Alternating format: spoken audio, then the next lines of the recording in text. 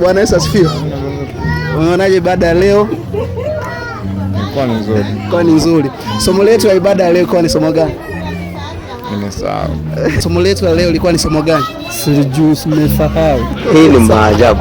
Somo letu la leo lilikuwa ni somo gani? Bwana Yesu asifiwe mtumishi.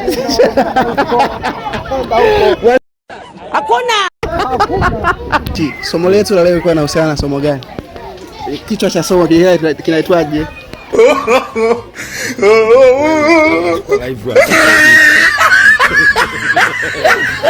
Sana. Siku ya mwisho natisha sana. Okay. Ni ishara ipi imeelezwa kwenye Biblia inayohusiana na siku za mwisho? Ishara ziko nyingi. Moja wapo ambazo zime Mwaje tabia hiyo.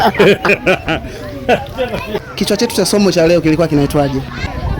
Kichwa cha somo kinakuja na kuondoka.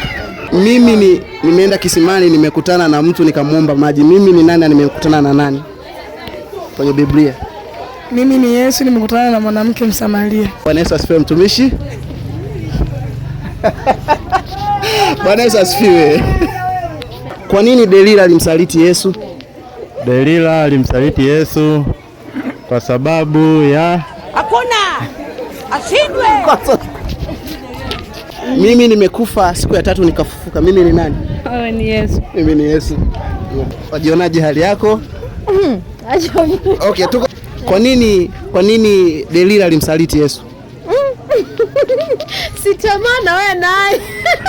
Kwa tamaa ndo zilifanya Delila kamsaliti Yesu. Sasa, kwani kuna kingine zaidi ya hicho? Sasa ulikuwepo?